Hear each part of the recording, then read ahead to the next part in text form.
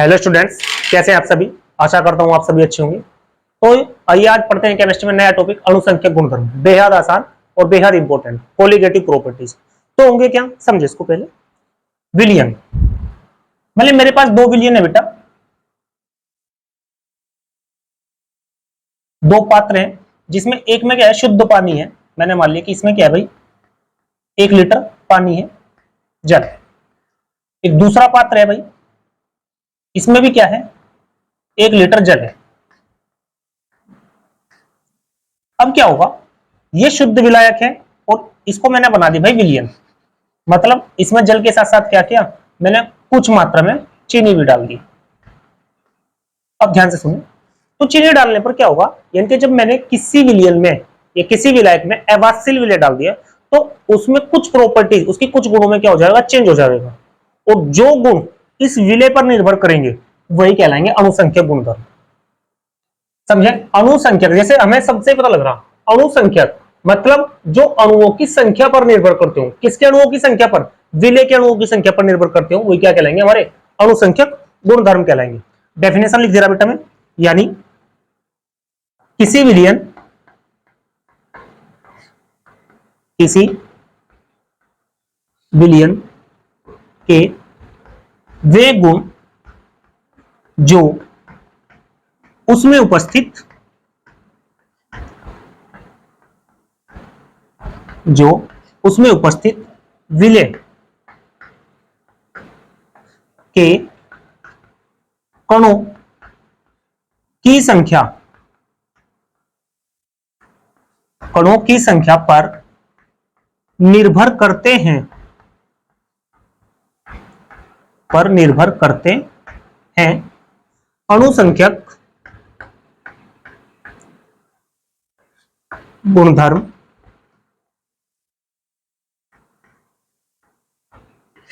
अणुसंख्यक गुणधर्म कहलाते हैं।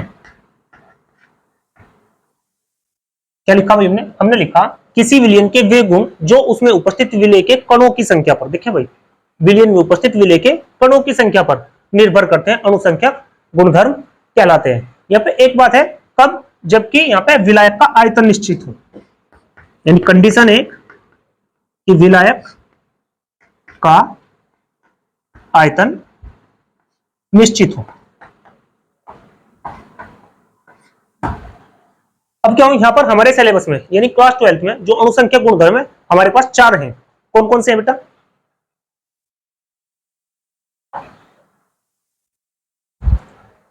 जिनमें से पहला है भाई वाष्प दाब,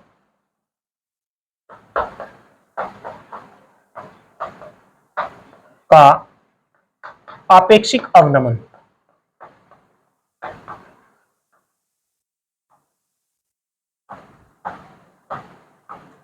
दूसरा है बेटा क्वथनांक,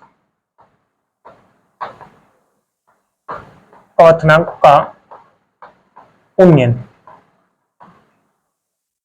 तीसरा हिमांक का अवनमन। नंबर 4 है बेटा परासरण।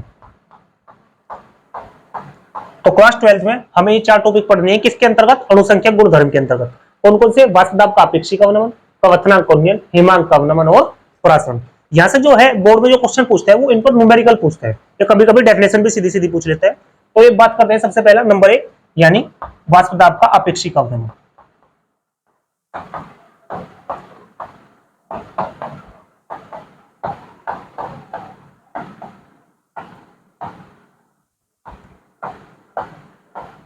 क्या होगा भाई वाष्प दाब का अपेक्षिक अवनमन, वाष्प दाब का अपेक्षिक अवनमन होगा, समझिए, मान लिया इसी एग्जांपल से समझिए, यहां पे शुद्ध विलायक है और ये क्या है, विलयन है।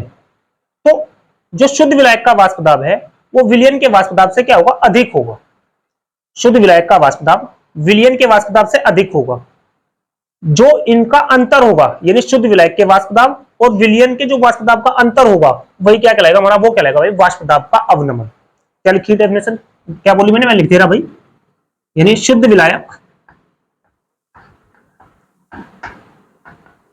शुद्ध विलायक व विलयन के वाष्प दाब का अंतर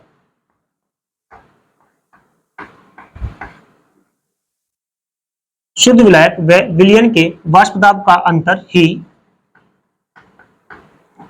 उसका वाष्प दाब का अवनमन कहलाता है।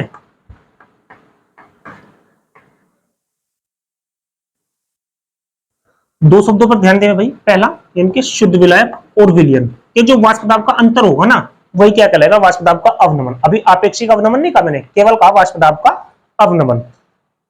यदि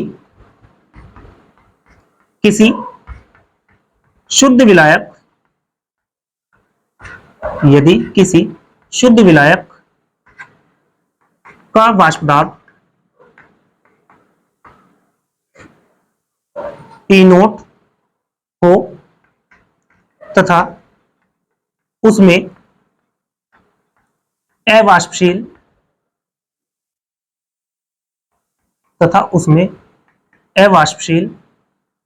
विलय मिलाने पर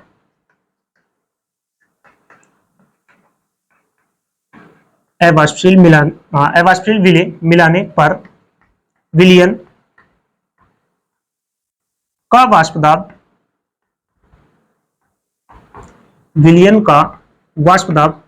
PS हो तो विलयन का वाष्प दाब अवनमन। तो क्या हो जाएगा भाई? डेफिनेशन से, यानी शुद्ध विलायक का वाष्प दाब कितना बेटा? P नोट, और विलयन का वाष्प दाब कितना? PS। और ये क्या कहलाएगा? हमारा वाष्प दाब का अवनमन। यानी शुद्ध विलायक के वाष्प दाब में से हम क्या करेंगे? विलयन के वाष्प दाब को घटा देंगे, तो जो वैल्यू आएगी वही क्या कहलाएगी हमारी? वो कहलाएगी हमारी वाष्प दाब का अवनमन। अब बात करें आपेक्षिक अवनमन क्या होगा? तो आपेक्षिक अवनमन होगा अगर हम विलयन के वाष्प दाब के अवनमन को शुद्ध विलायक के वाष्प दाब से डिवाइड कर दें, तो वही क्या कहलाएगा? विलयन के वाष्प दाब का आपेक्षिक अवनमन। या दूसरे शब्दों में कैसे समझेंगे इसको? विलयन के वाष्प दाब का अवनमन और शुद्ध विलायक के वाष्प दाब का जो अनुपात होगा, वो क्या कहलाएगा? वो क्या कहलाएगा? वाष्प दाब का आपेक्षिक अवनमन। इधर लिख दिया बेटा मैं।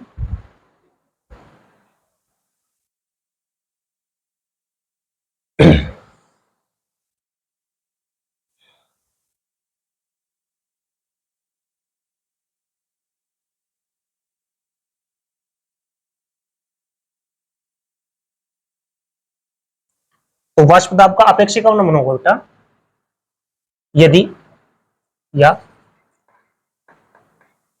वाष्प दाब के अवनमन व शुद्ध विलायक के वाष्प दाब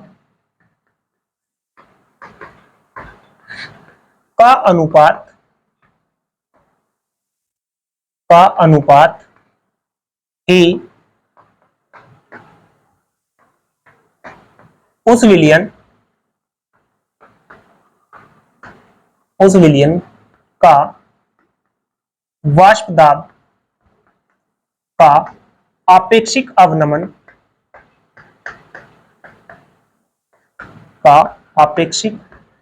अवनमन कहलाता है। इस वाली बात से देखो, जैसे मैंने यहाँ पे लिखा था, यदि किसी शुद्ध विलायक का वाष्प दाब P नोट हो तथा उसमें अवाष्पशील विलय मिलाने पर विलयन का वाष्प दाब PS हो, तो वाष्प दाब का आपेक्षिक अवनमन क्या होगा बेटा? तो यहां से हो जाएगा भाई वाष्प दाब का आपेक्षिक अवनमन। तो ये हो जाएगा भाई, यानी सबसे पहले क्या? P नोट माइनस PS वाष्प दाब का अवनमन, और अनुपात में कौन भाई? शुद्ध विलायक यानी P नोट। तो ये कहलाएगा हमारा वाष्प दाब का अपेक्षिक अवनमन। आई होप आप समझ पा रहे होंगे कि वाष्प दाब का अपेक्षिक अवनमन क्या होगा। अब यहां से न्यूमेरिकल में पूछता है वो क्या? न्यूमेरिकल में पूछता है वो यहां से हमें कि वाष्प दाब के अपेक्षिक अवनमन का यूज करते हुए हमें विलय का अणुभार कैसे निकालें। तो एक व्यंजक प्राप्त करेंगे हम यहां से, देखो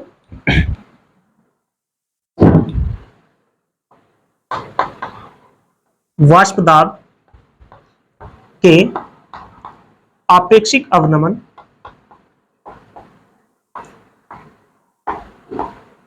वाष्प दाब के आपेक्षिक अवनमन से विलेय के अणुभार या मोलर द्रव्यमान का निर्धारण करना। तो कैसे करेंगे भाई? अब देखो, अगर हम 2 विलयन लें, 2 विलयन में क्या करें, उसमें जो विलायक का आयतन है वो तो फिक्स रखे, 1-1 लीटर मान लिया, और उनमें क्या करें, विलेय की मात्रा में चेंज कर दें। मान लिया एक में विलेय 10 ग्राम डाल दिए, एक में विलेय 100 ग्राम डाल दिए, तो 100 ग्राम वाले का जो आपेक्षिक अवनमन होगा वो ज्यादा होगा। मतलब क्या होगा कि जिसमें विलेय की मात्रा ज्यादा होगी उसका आपेक्षिक अवनमन अधिक, वाष्प दाब का आपेक्षिक अवनमन अधिक, और जिसमें विलेय की मात्रा कम होगी उसमें विलेय के वाष्प दाब का आपेक्षिक अवनमन कम होगा। मतलब मैं शॉर्ट शब्दों में कह सकूंगा कि किसी विलयन में जो वाष्प दाब का आपेक्षिक अवनमन है वो किस पर डिपेंड करेगा? वो डिपेंड करेगा भाई हमारे पास, यानी कि विलेय के मोल अंश पर या मोल प्रभाज पर। तो यानी T note minus PS upon T note बराबर हो जाएगा यहां से भाई XB, या राउल्ट का नियम पढ़े थे भाई आप लोग, राउल्ट के नियम से, जहां XB विलेय का मोल अंश है। अब यहां से क्या होगा, मोल अंश का फॉर्मूला क्या है? मोल अंश का फॉर्मूला है बेटा विलेय के मोलों की संख्या और प्लस अपॉन कुल विलयन के मोलों की संख्या, यानी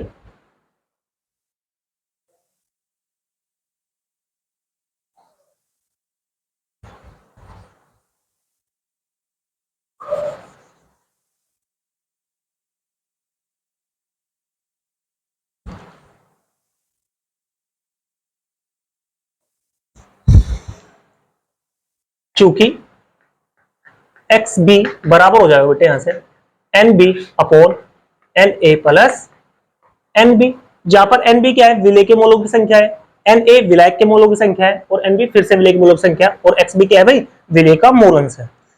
तो यहां से क्या हो जाएगा, रख दें भाई वैल्यू, तो वैल्यू यहां से हो जाएगा P note minus PS upon P note बराबर NB upon NA plus NB। इसको मान ले बेटा समीकरण नंबर 1। अब देखो, अगर विलयन क्या हो, तनु, अति तनु हो, तो यदि विलयन अति तनु हो तो NB much less then NA। मतलब अगर विलयन अति तनु होगा, इस सब पर ध्यान दें भाई, तो जो NB का वेटेज होगा ना, या NB की जो अमाउंट होगा वो NA के मुकाबले बहुत कम होगा, यानी विलय तो बहुत ज्यादा मात्रा में होगा और विलय बहुत सीमित मात्रा में होगा। और जब बहुत ज्यादा मात्रा में कोई दूसरा इनके विलय सीमित मात्रा में होगा तो लगभग नगण्य के बराबर होगा। मतलब इस वाली सिचुएशन में यहाँ पे, और बचपन में पढ़े होंगे बोलो आप लोग, कि अगर किसी बहुत बड़ी संख्या में बहुत छोटी संख्या जोड़ दी जाए, या किसी बहुत बड़े अमाउंट में कोई बहुत छोटा अमाउंट जोड़ दिया जाए या घटा दी जाए, तो उस बहुत बड़े अमाउंट पर कोई फर्क नहीं पड़ता। तो इसलिए मैंने लिखा यहाँ पे NB much less than to NA। So इसलिए NB को नगण्य मानने पर,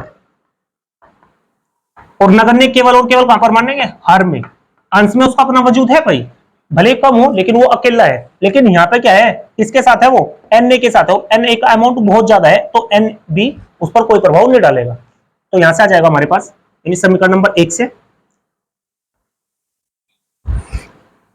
P note minus PS upon P note बराबर हो जाएगा भाई यहां से NB अपॉन NA।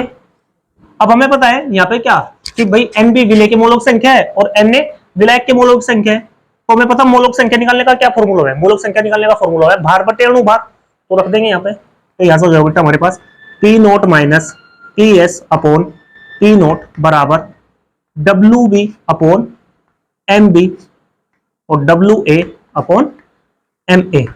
अब हमें पता है भाई क्या बाहर वालों के बाहर से गुना अंदर वालों के अंदर। तो यहां से हो जाएगा बेटा आपके पास P nought minus P S upon P nought बराबर W B into M A upon M B into W A. और ये फॉर्मूला क्या होगा भाई, न्यूमेरिकल में बेहद इंपॉर्टेंट है, न्यूमेरिकल में यूज होगा। मैं लिख दे रहा इसमें कौन क्या क्या है, ध्यान से सुनेंगे। पी नोट क्या है, शुद्ध विलायक का वाष्प दाब है। पी एस क्या है, विलयन का वाष्प दाब है। पी नोट विलायक का वाष्प दाब है। डब्ल्यू बी होगा विलय का भार। एम ए विलायक का अणुभार, एम बी विलय का अणुभार, और डब्ल्यू ए विलायक का भार। और ये भार किसमें होंगे भाई, ग्राम में होंगे। तो इस फॉर्मूले का यूज करके आप क्या कर सकेंगे, न्यूमेरिकल कर सकेंगे, सोल्व कर सकेंगे। यानी एम बी क्या है भाई, विलय का अणुभार, और इसमें रिलेशन निकालना हमने किसके साथ, वाष्प दाब के आपेक्षिक अवनमन के साथ। आई होप आपको कंप्लीट टॉपिक समझ आ गया होगा, यानी वाष्प दाब का आपेक्षिक अवनमन। आज हमने केवल पहला अणुसंख्यक गुणधर्म समझा।